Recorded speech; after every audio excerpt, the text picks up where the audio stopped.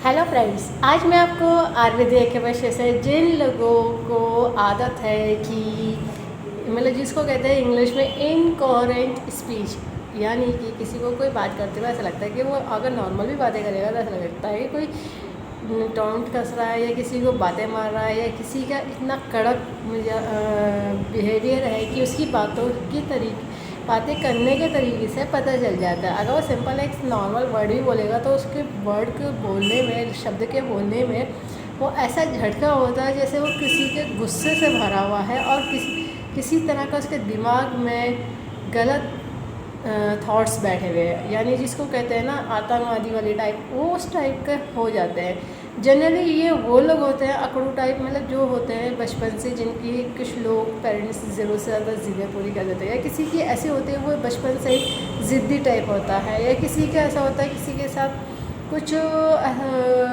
ऐसी कंडीशन हुई होती है जिसकी वजह से वो अपने आप को इनसिक्योर या फिर इन्फीरियर समझने लगता है, अपने आप को छोटा समझने लगता है। तो इस वजह से वो गुस्से में आकर के वो दूसरे से इस तरह से बातें करता है। अब ये सब चीज़ें तो बातें करने की एक जनरल बात, मैंने आपको बात बता दी। अब इसका रिलेशन कहाँ से होता है? ये इसका रिलेशन होता है हार्ट में। अगर हार्ट में ज़रूरत से ज़्यादा, उनकी बॉडी में कफ़ की प्रॉब्लम ज़्यादा होती है, उनको ज़रूरत से ज़्यादा जल्दी ज़ुकाम पकड़ता रहता है या कफ़ होता है बॉडी में, या फिर उनकी किडनी में पथरी हो सकती है, या गॉल ब्लैडर में पथरी हो सकती है, स्टोन हो सकता है, या फिर उनके लंग्स में प्रॉब्लम हो सकती है, या फिर उनके हार्ट में मतलब इतना ज़्यादा हैवी फ्लो होगा, पल्स रेट इतनी हाई होगी कि यानी उन्हें हाई बीपी की प्रॉब्लम भी होगी, साथ में वो किसी चीज़ को, हल्की सी भी बात को बर्दाश्त नहीं कर पाएंगे और चिल्लाने लगते हैं। बोलने का तरीका उनका बहुत गंदा होता है, चिल्लाने लगते हैं या गालियाँ बकने लगते हैं, चाहे वो हिंदी में बोले गालियाँ या इंग्लिश में बोले, मतलब वो किसी तरह से बात करते तो ऐसा लगता है वो एक एक गाली के साथ जोड़ के बात कर लेते हैं, नॉर्मल तरीके से बात नहीं करते, चाहे वो कितने भी हाईली क्वालिफाइड हो या फिर नॉन क्वालिफाइड। ये बिहेवियर तो उन्हीं लोगों में रिफ्लेक्ट करता है जिनको हार्ट में फ्लेगम की प्रॉब्लम होती है, यानी हार्ट में कफ रिलेटेड प्रॉब्लम अगर हो जाती है। अगर वो कफ हार्ट की जो ब्लड सर्कुलेशन में अगर वो आ जाता है वहाँ पे तो ये प्रॉब्लम ज़रूर आती है। और ये लोग क्या होता है, ज़रूरत से ज़्यादा मिर्ची वाला खाते हैं, ज़रूरत से ज़्यादा नमकीन वाला खाते हैं और ज़रूरत से ज़्यादा अपनी खाते रहते हैं, ये भी प्रॉब्लम होती है इनके साथ। ठीक है, अब इस चीज़ का भी आयुर्वेदिक एक्यूप्रेशर में ट्रीटमेंट पॉसिबल है, नेचुरल है, कोई साइड इफ़ेक्ट नहीं है, क्योंकि ये डायरेक्ट रिलेशन आपका दिखा रहा है कि हार्ट में प्रॉब्लम है, फंक्शनिंग में, या फिर हार्ट के साइज़ में, या हार्ट के जो वॉल्स होते हैं या लेयर में कहीं ना कहीं हार्ट में प्रॉब्लम है, ये इंडिकेशन दे रहा है। ठीक है, अब जो ट्रीटमेंट के लिए ज़रूरत होगी आपको डॉक्टर टेप की, पेपर टेप की, किसी मेडिकल सर्जिकल के शॉप से ले लीजिएगा, 1/2 इंची का टेप, स्किन का टेप है, कोई और से टेप नहीं यूज़ करिएगा। अब जिन्होंने कोर्स करा उन्हें ये पता है कि आयुर्वेद के पेशे में बियोल मैग्नेट का यूज़ होता है, जो एक तरफ से येलो होता है और एक तरफ से वाइट होता है। टो सीडेड का काम करता है, प्लस माइनस एनर्जी होती है, नॉर्थ पोल साउथ पोल। ये बियोल मैग्नेट ह्यूमन बॉडी के एक्यूप्रेशर पॉइंट को स्टिमुलेट करने के लिए और बैलेंस करने के लिए बनाया गया है। इसमें पावर इतनी दी गई है जो ह्यूमन बॉडी के एक्यूप्रेशर पॉइंट को स्टिमुलेट कर सके, बैलेंस कर सके। अब जो मैं पॉइंट बताने जा रही हूँ वो TCM के बताने जा रही हूँ। जिन्होंने TCM पढ़ी है वो लोग समझ जाएंगे, बाकी लोग लोकेशन देख करके पॉइंट लगा लीजिएगा। TCM बियोल मैग्नेट का चार्ट आपको ऑनलाइन गूगल सर्च करने पर इजीली मिल जाएगा। ठीक है फ्रेंड्स, और जो पॉइंट आते हैं वो बायलैटरल दोनों हाथों में रहेंगे। पॉइंट की लोकेशन मैं आपको बता दे रही हूँ और चार्ट देख लीजिएगा।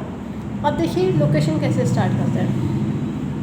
पॉइंट को कलर नहीं लगाना है, मार्क नहीं करना है, या तो बियोल मैग्नेट लगाइएगा या मेथी दाना लगाइएगा। ठीक है, मैंने आपको बियोल मैग्नेट तो दिखा दिया था।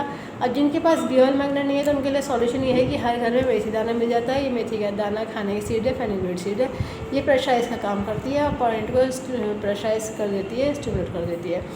फ़र्क इतना होता है कि मेथी दाने को डेली नया सीड्स लगाना होता है। अगर दिन में लगा रहे हैं तो गीला हो गया, फूल गया तो उसको निकाल दीजिए, मोटे मजबूत दाने को छाट के लगा लीजिए।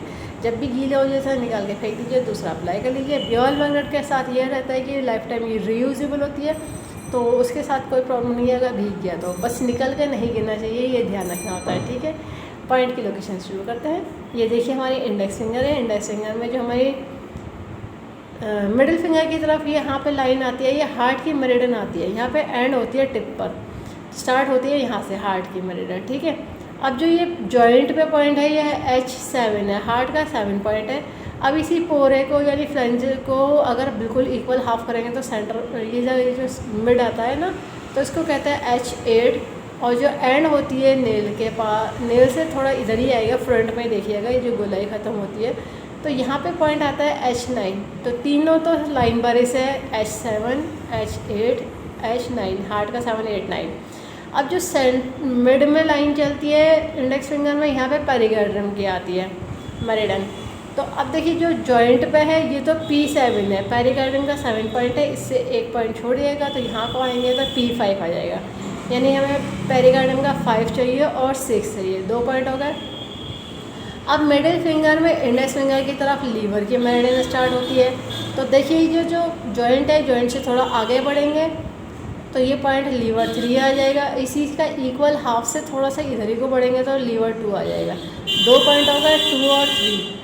अब देखिए जो मिडिल फिंगर का मिड है, तो अपर जॉइंट से थोड़ा सा नीचे चलेंगे तो सेंटर में पॉइंट आ जाता है SP6, स्प्लिन मेरिडियन का 6 पॉइंट है, ठीक है। अब एक पॉइंट और है, ये जो हमारे रिंग फिंगर और मिडिल फिंगर से सीधी लाइन इमेजिनरी रिस्ट के मिड तक आएगी, तो ये टर्न करती है यहाँ पे थंब के लोअर जॉइंट पे, इस तरह से देखिए। जैसे ये टर्न करती है इस गड्ढे के पास से जो डीप इम्प्रेशन है, तो इसी के पास ये एक उंगली रख दीजिए जिसके लगा रहे हैं, इस तरह से थोड़ी सी तिरछी।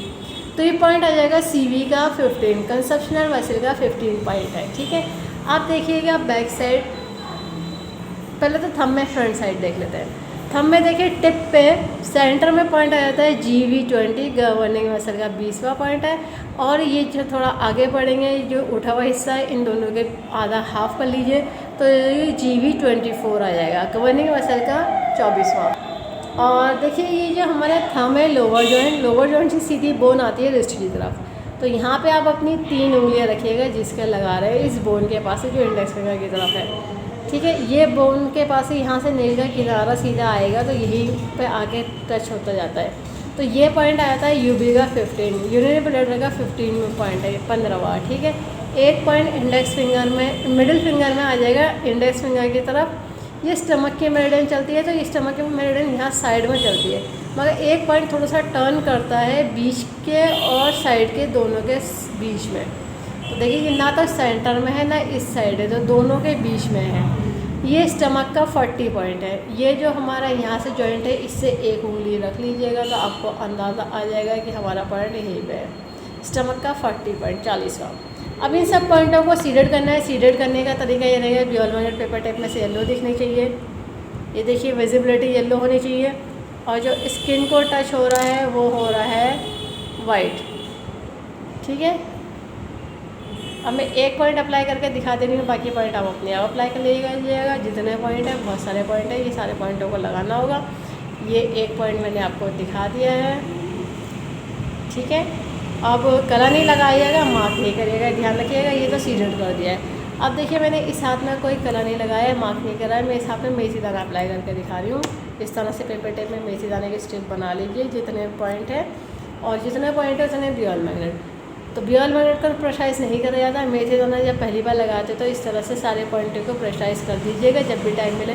इसे प्रेशराइज ज़रूर करिएगा मेथी दाने वालों को, ब्यूअल मैग्नेट वाले को प्रेशराइज नहीं करा जाता है। 12 से 14 घंटे लगा कर रखिए जब तक कि आपके ये प्रॉब्लम को सॉल्यूशन ना मिल जाए, जब तक कि आप बोलने में के लहजे को नॉर्मल होगा, तभी जाके आपकी हार्ट की प्रॉब्लम सॉल्व हो जाएगी ये पॉइंट लगा करके।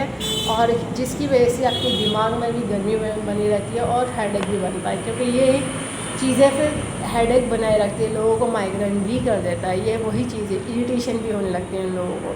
तो इस वीडियो को ज़्यादा से ज़्यादा शेयर करिएगा, सब्सक्राइब करिएगा, लाइक करिएगा, ताकि लोगों को पता चल जाए आयुर्वेद के पेशे से सभी तरह की डिजीज़ को ट्रीट कर देते हैं, क्योर कर देते हैं, कंट्रोल कर देते हैं, रूट कॉज को ठीक कर देते हैं, फ्यूचर में दोबारा प्रॉब्लम नहीं आती है। बस लाइफ स्टाइल को ठीक रखना होता है, ठीक है फ्रेंड्स। और बेल आइकन प्रेस करना ना भूलिएगा, जब भी मैं नया वीडियो अपलोड करूँगी तो आपको लेटेस्ट नोटिफिकेशन मिल जाएगा। लाइक करना ना भूलिएगा। Thank you friends, take care of your health.